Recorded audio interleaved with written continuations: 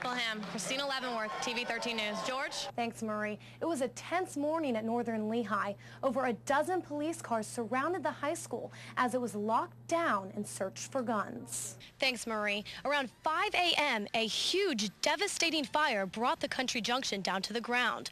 Over 20 fire departments responded, and as you can see, they are still here knocking down hot spots. Judge Roger Nanovic says he handed out this lengthy sentence because any less time would depreciate the seriousness of these crimes. Reporting live, Christina Leavenworth, TV 13 News. Some of the evacuees have been here since 10 p.m. last night. Though they're happy they're being taken care of, they're sleeping on mats and the kids are bored out of their minds. The word home has never sounded so sweet.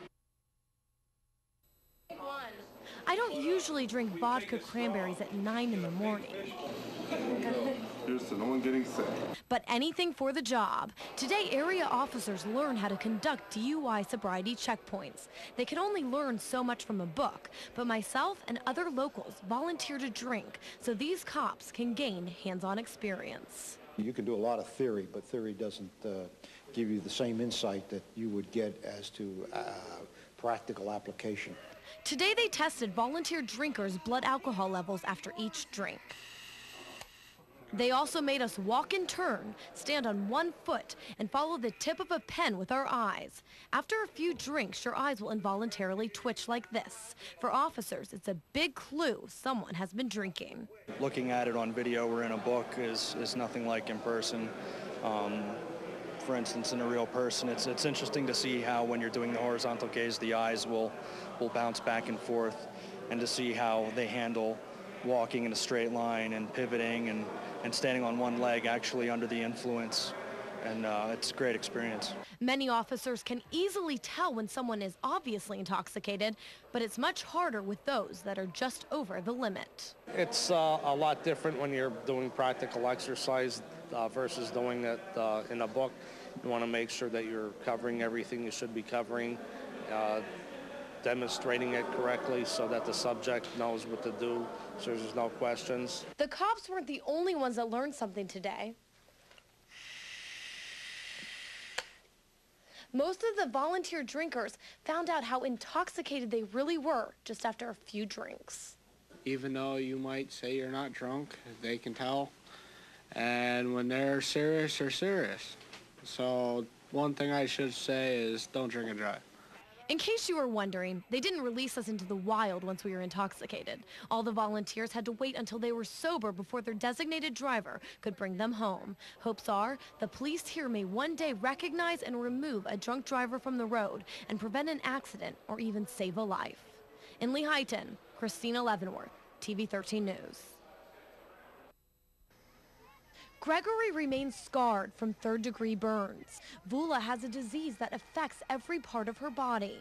Julian lives with severe brain damage caused by a car accident. Last night, these children, along with about 70 others, forgot about being sick. They flew to a place just like the North Pole to see Santa Claus. Daily life is just difficult because day by day we're fighting every day, and bringing her, like I said, to these kind of events, it makes her forget every day what she has to go through with tubes and medicines and doctors and therapies, and it's just a great experience to have to go do this. Before the flight even took off, bagpipes played, characters danced, and clowns made the children laugh. The plane really just flew over Pennsylvania, but you wouldn't have known it. The kids were singing and smiling as toy soldiers marched down the aisle. We're flying to the North Pole to see Santa.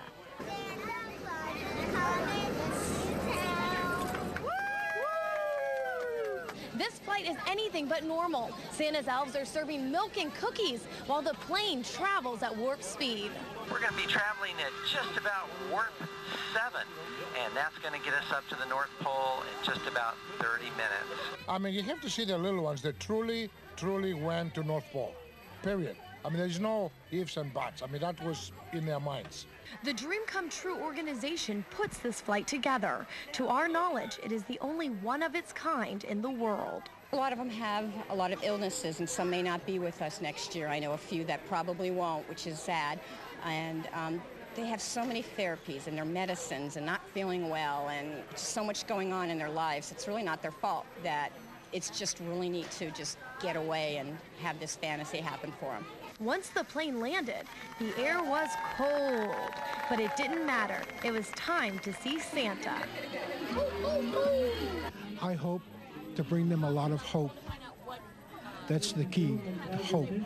After visits with Old St. Nick, a fairy princess magically turned the North Pole back into the Lehigh Valley International Airport, and everyone went home with smiles on their faces. From Allentown to the North Pole and back, Christina Leavenworth, TV 13 News.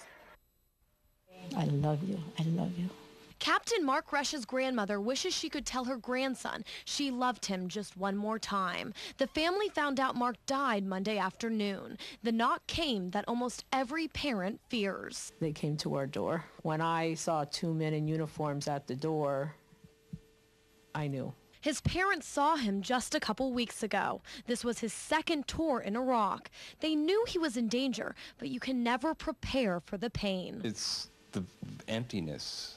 No, the void that has been created, knowing that we won't be able to talk to him again, or see him. Mark was extremely involved in the community. He played sports, he excelled at school, and he was an Eagle Scout. His family says he lived life to the fullest. He was a son that always made you proud of him. The last time they talked on the phone was on January 18th, one day before Mark left for Iraq. He was fighting for just 10 days before he died. His parents say every time he left, they made sure he knew he was loved. Every time we talked or he had to leave, it was always, be safe, I love you, we're proud of you, and going to miss you. And that was just pretty much every time he had to go, that was our goodbyes. When Mark was in high school, he landscaped the township building. A plaque was put up in his name. His family hopes to put up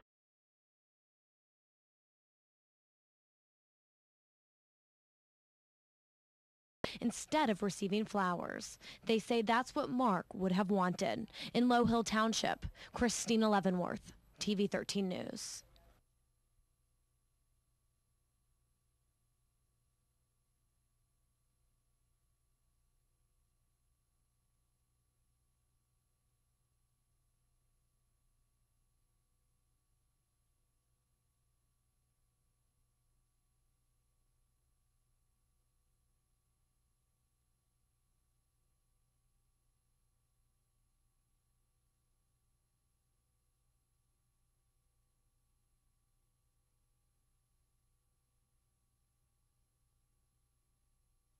Miracle happened. Everyone played ball.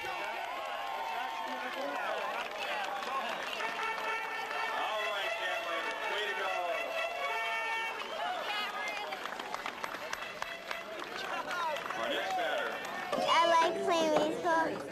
I never got to play baseball. Up until now, most of these kids have only watched others play baseball. But now with the Miracle League, it's their turn to hit one out of the park. That all their lives, they've been told no. These are kids that they always sat on the benches watching their brothers and sisters play sports.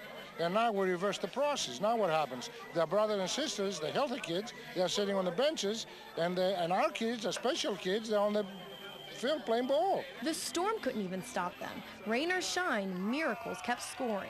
Alex Gardner was born with central core disease, binding him to a wheelchair for the rest of his life. But tonight, everyone cheered as he made it to home plate. I'm really excited. It's something I've wanted to do for a long time, and I didn't know I would get the chance to do it, so it's really cool. It's an exceptional thing to see, to actually see your child be able to hit, play, run the bases, and come in home, and you know what all the things they've been through. It's a fabulous, fabulous feeling. Ladies and gentlemen, everybody wins. Everybody scores, and everybody wins. So it's a great opportunity for every child to hit the ball and actually run all the bases. This $1.5 million field was made just for these special kids, but it was the angels in the outfield that turned it into a field of dreams. It's a great feeling to be able to help kids that will never be able to do this unless there was a Miracle League, and Miracle League is a miracle within itself. Every parent loves watching their kids score, but for these parents, their pride was over the fence and out of the park. And no doctors on this ball field, only the Philly fanatic. At the end, both teams won, and everyone left with the most rewarding gift of all, watching each ball player smile. At Jandal Field, Christina Leavenworth, TV 13 News.